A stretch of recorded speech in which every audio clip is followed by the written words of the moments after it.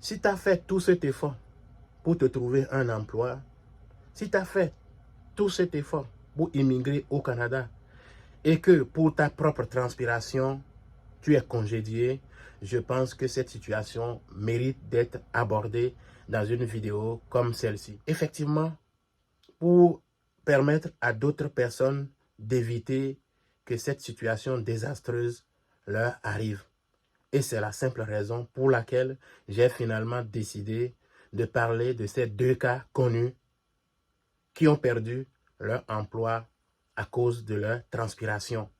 Ils ont été avertis plusieurs fois, mais n'ont pris aucune disposition pour permettre qu'il y ait un environnement de travail agréable en leur présence dans l'entreprise. Dans le cas qui nous concerne, c'est ce qui est arrivé pour ces deux employés qui ont commencé normalement à travailler dans des entreprises de qualité. Je vais dire quand même ici, bon salaire, bien logé, et ça va très bien. Jusqu'à un moment où le superviseur a reçu des plaintes de la part des collègues de travail directs qui sont sur le plancher avec ces personnes. Donc le superviseur l'a appelé dans un cas, dit: monsieur, tu sais, c'est très important, je vais te dire ceci, c'est vrai, nous avons des uniformes ici et vous avez droit à au moins 2 uniformes. Il convient que vous laviez régulièrement vos uniformes et que vous vous entreteniez très bien, parce que là, vos collègues ont commencé à se plaindre à l'effet que vous dégagez une odeur intolérable sur le plancher. Il m'a contacté, il m'a dit: voici ce qui est arrivé. J'ai beaucoup aimé ça, parce que je me dis, moi, peut-être à sa place, je ne serais pas à l'aise de partager cette situation avec quelqu'un d'autre. Et c'est là, je lui ai dit: écoute, oui, ça peut arriver, surtout que c'est un travail un peu physique, que tu transpires un peu trop. Mais sache ceci, tout le monde transpire. Il y a une dose de transpiration qui est acceptable. Donc, ce qu'il y a lieu de faire, nous sommes dans un pays où les anti-sudorifiques sont très accessibles, les déodorants sont très accessibles. Donc, je te conseille dès maintenant de t'acheter des anti-sudorifiques et commence à les appliquer à chaque matin ou à chaque fois que tu dois te rendre au travail. C'est très important. Moi-même, j'en utilise. Donc, ce n'est pas un problème. Il a pris ça à la légère. Puis, je pense qu'il n'a pas trouvé important ce que je lui ai dit, le conseil que je lui ai prodigué. Et c'est comme ça, il a repris. Une deuxième fois, le superviseur l'a appelé et lui a remis même un nouveau kit d'uniforme pour qu'il soit capable quand même de pouvoir se changer très régulièrement. Il a négligé tout, puis il continue à aller au travail avec des habits probablement sales, avec la transpiration.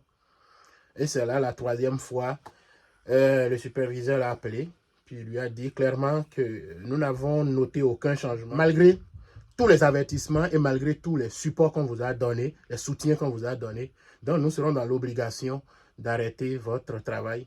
Et c'est de cette façon qu'il a perdu cet emploi qu'il a mené ici. Un très bon emploi. Voilà. Donc, c'est ça. Pour l'autre personne, la deuxième personne, ça a commencé aussi comme ça. Puis, dans le cas actuel, c'est la clientèle qui a commencé à se plaindre auprès du superviseur. Dit: bon, c'est ta madame qui nous donne le service. Nous avons un peu de difficulté à rester avec elle longtemps parce que elle transpire beaucoup. Donc, nous ne savons pas comment l'aborder, mais nous aimerions que ça change. Sinon, tu vas devoir probablement changer le personnel qui va nous servir. Et c'est comme ça le superviseur l'a abordé, lui a dit clairement ce que les clients ont commencé à dire. Il n'a pas pris ça au sérieux. Mais curieusement, elle m'en a parlé. Puis, je lui ai donné aussi le même conseil. Je dis: oui, ça peut arriver. Il y a une dose de sudorification acceptée. Mais en dehors de ça, ici, tu devrais commencer à t'appliquer des déodorants. Même conseil. Mais elle a négligé. Puis, malheureusement, avec un deuxième avertissement, le superviseur a été obligé de lui changer de poste. Et là, on se retrouve avec un poste qui est moins intéressant. Et ce qui a fait que finalement, elle a été obligée de démissionner. Donc, ça peut paraître comme anodin, simple, mais ça, c'est très important ici. J'en sais quelque chose. C'est déjà arrivé où, pendant même des entrevues, moi-même qui suis ici, déjà la personne qui est assise devant moi, je me dis, bon, écoute, avec ce que je ressens, comment ça va se passer sur le plancher? Est-ce que ça va bien se passer?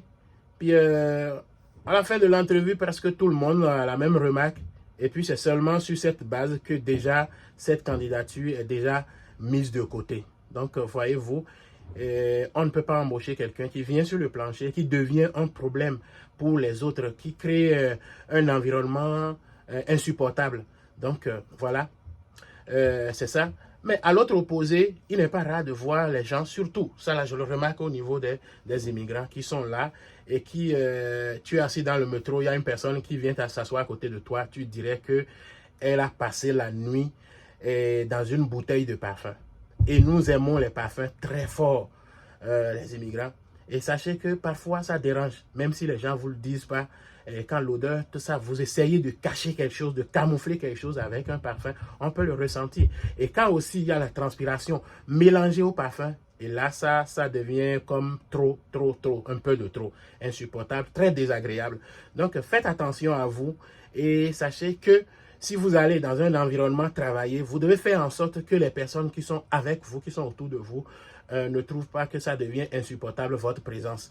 Voilà, donc ça peut paraître bizarre qu'on fasse une publication là-dessus, mais déjà, s'il y a 2 personnes proches de moi qui ont perdu leur emploi à cause de ces situations, il faut que je le dise, on ne peut pas mettre autant d'efforts dans l'immigration et venir ici, puis ça devient difficile de rester en pause à cause de notre propre transpiration. Voilà, donc c'est ça. Si vous avez besoin de conseils, vous pouvez aller chercher sur Google qu'est-ce qu'il faut faire, comment appliquer des déodorants pour vous aider à vivre cette situation ou pour vous aider, évidemment, dans votre quotidien au travail. Ce qui est sûr est que vous allez continuer à transpirer, vous devez travailler. Donc, il est nécessaire que vous trouviez une solution pour cette situation si vous êtes dans le cas. Voilà, ce sera tout pour cette publication que j'espère qu'il vous aura aidé. Si tel est le cas, je vous invite à l'aimer, à la partager. Abonnez-vous à ma chaîne YouTube si ce n'est pas encore fait. Et n'oubliez pas d'activer la cloche de notification pour ne pas manquer ma prochaine publication. Merci et à bientôt. Mathieu.